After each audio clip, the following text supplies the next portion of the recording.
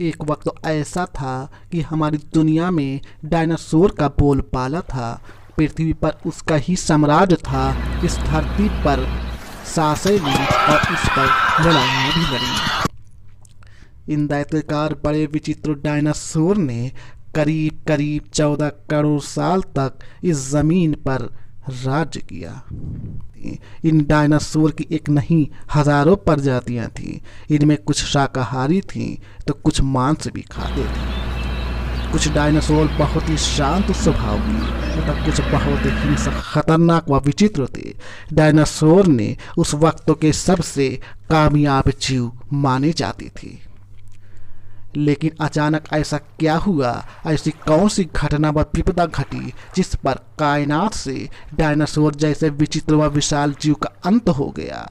आज हम इस वीडियो में इस विपदा के बारे में बताने जा रहे हैं। करीब करीब 650 करोड़ साल पहले की बात है। उस वक्त मौसम सामान्य व अच्छा था। समुद्र की ठंडी हवा व बड़े बड़े पेड़ व घने जंगल हुआ करते थे।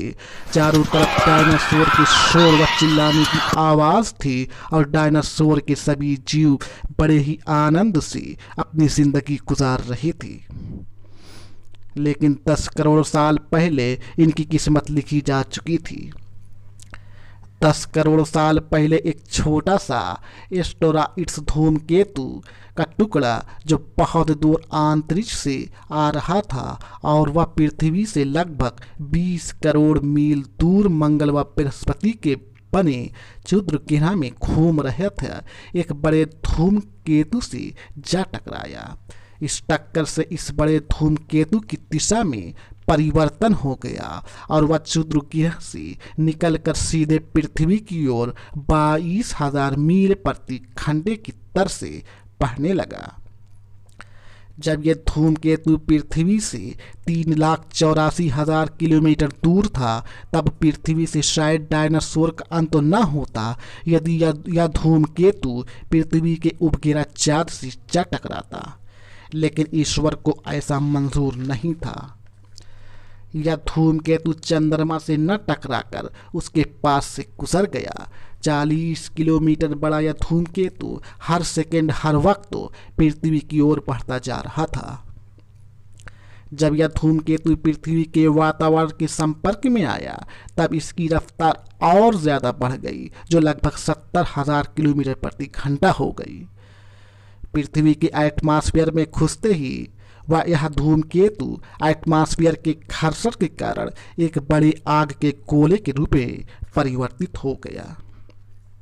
इसकी रफ्तार इतनी ज्यादा थी कि वह मात्र 4 सेकंड में अटलांटिक ओशियन को पार करके मैक्सिको की खाड़ी के पास जमीन से जा टकराया और लगभग 35,000 डिग्री सेल्सियस की ऊर्जा वाला भयानक विस्फोट कर दिया।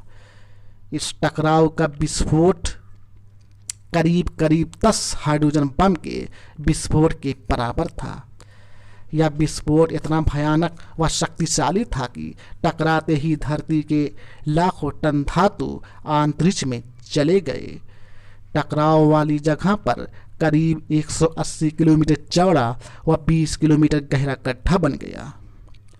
16 मिनट 4 सेकंड के बाद इस टकराव की ऊर्जा से धरती के अंदर चारों तरफ बहुत बड़े बड़े भूकंप आने लगे।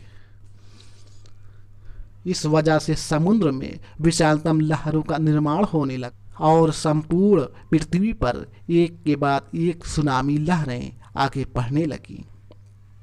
भूकंप के कारण पृथ्वी पर मौजूद सभी सक्रिय ज्वालामुखी आग उगलने लगे, जिसके कारण हर तरफ डायनासोर और अन्य जीवों का विनाश शुरू हो गया।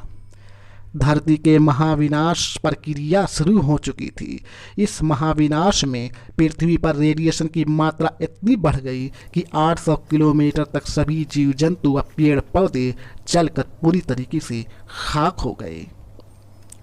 अब सवाल यह था, उड़ने वाला डायनासोर की जिंदगी का वह तो जमीन की लपटों से तो बच गए, लेकिन जो मेटल पृथ्वी से अंतरिक्ष में गया था वह ग्रेविटी के कारण आग की कोले के रूप में उड़ते हुए डायनासोर के ऊपर बरसने लगे, जिससे सभी उड़ने वाले जीव हवा में ही मारे गए।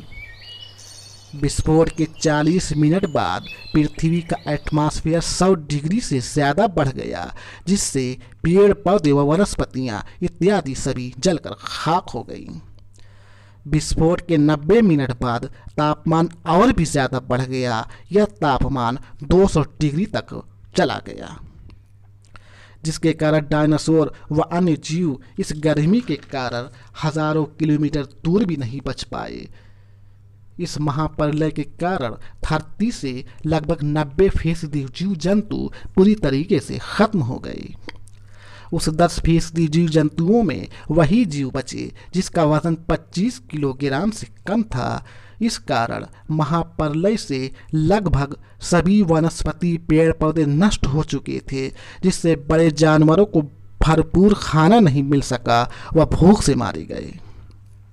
इस तरह डायनासोर का साम्राज्य करीब 14 करोड़ साल बाद इस धरती से हमेशा के लिए खत्म हो गया। यह महाप्रलय छोटे जीवों के लिए फायदेमंद साबित हुआ। इस महाप्रलय में मैमल्स जैसी छोटी प्रजाति बच गई। लेकिन मैमल्स क्या है तथा मानव पृथ्वी पर कैसे आया? मैमल्स यानी कि स्तनधारी जीव, इन्होंने खुद को इस महाप्रलय से बचा लिया। अत्यंत गर्मी से बचने के लिए वह ज़मीन के अंदर अपने निवास बना लिया और जिंदा रहने के लिए उन्होंने सब कुछ खाना शुरू कर दिया। धीरे धीरे धरती फिर से सामान्य होने लगी और फिर से नए पेड़ पौधे वनस्पतियाँ उगने लगीं। धरती पर जो जीव जंतु बच गए उससे नए नए